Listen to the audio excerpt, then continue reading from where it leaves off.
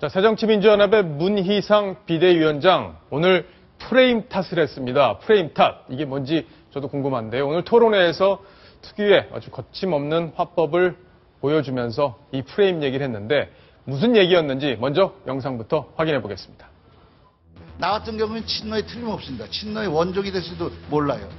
김현 의원은 인간적으로 자기가 할 수 있는 최선을 다해서 압도적 1위가 꼭 대통령 후보로 적격장가는 그거는 박근혜 대통령을 저는 존경합니다. 그리고 사랑합니다. 조카 중에 실제로 배우가 계십니다. 이한이 날 똑 닮았습니다. 예.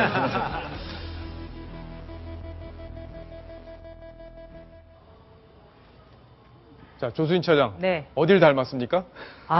글쎄요. 저게 탤런트 이한희 씨에게 도움이 되는 건지 안 되는 건지 좀 궁금한데요. 오늘 관훈 토론회가 오전 10시부터 12시까지 있었는데요. 문희상 비대위원장 정말 현란한 말솜씨를 오늘 아주 한껏 드러냈습니다. 그 2시간 동안요. 그 후배 기자가, 동아일보 기자가 가서 받아친 그 자수가요. 24,000자입니다. 24,000자. 예. 원고지로 하면 120장입니다. 예. 네. 출력하는 데마다 굉장히 많이 걸렸는데요.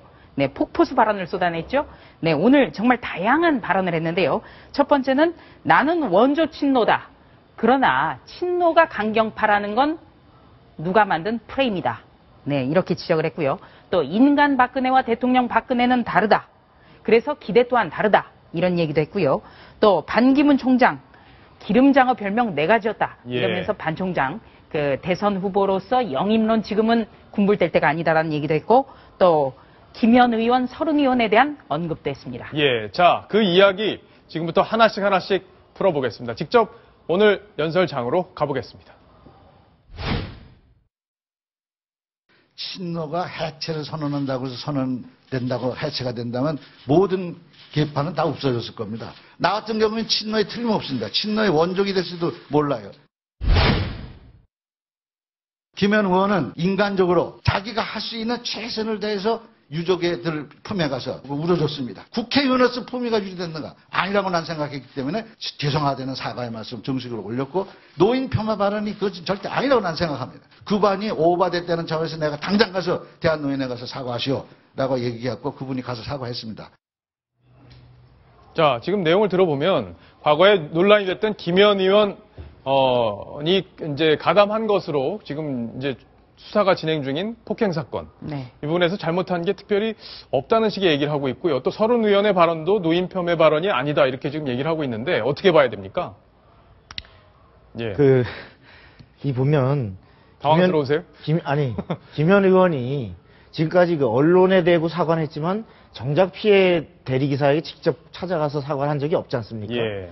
그리고 그 서른 의원도 물론 잔이윤이라고 하는 국가의 그 공사의 감사를 관광공사 감사의 부적격성을 얘기하다 나온 얘기라고 하지만 어쨌든 물리적 연령을 갖고서 능력이 없는 사람이라고 취급해서 전국의 노인들을 분기탱천하게 했습니다. 예. 이렇게 국민들의 염장을 질러놓고 말하자면 또 아까 대리기사 폭행에 대해서는 없는 어떤 서민을 위해 왔다는 당이 과연 그 국민들한테 배반감을 주어놓고 그 부분에 대해서 서른 의원도 나중에 노인에 가가지고 사과를 한 건지 아니면 가서 화를 돋군 건지 알 수 없는 이런 두 사람이 행동을 했어요. 그러면 당의 어른인 당의 대표인 비대위원장이 오늘 같은 자리에서라도 정말 깊이 사과드린다라고 국민들에게 그 마음을 위로해주고 그 대신해서 사과를 해야지. 자식이 어디 가서 남 때리고 와서 남 속상하게 가슴에 대못 받고 왔는데 부모가 우리 애가 별로 잘못한 게 없는 것 같은데 지금 이러고 있는 꼴입니다. 저러면 국민들이 새정치연합을 뭐라고 생각하겠습니까? 저는 그 문희상 비대위원장 참 그 다양한 말 중에 김현 서른 의원의 부분에 대해서는 절대 동의할 수가 없는데요. 일단 사실관계가 틀렸습니다. 김현 의원과 서른 의원은 사과한 적이 없습니다. 김현 의원은 그 9월이죠. 경찰에 기습 방문하면서 그 기자들에게 이메일을 보내면서 강압행위는 절대 없었다. 의원으로서 어떤 경찰에 압박을 넣을 그럴 만한 행위는 전혀 하지 않았다. 이렇게 주장을 했고요. 또 설후인 의원 같은 경우에는 지난달 말에 그 노인회를 방문하긴 했습니다만 잘못한 일이 없는데 사과할 수 없다. 이렇게 또 주장을 했습니다. 사실관계가 대단히 잘못됐고요.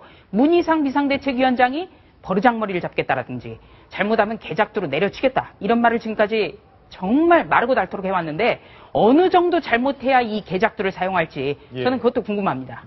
자, 개작도 어디 있는지 그것도 궁금합니다.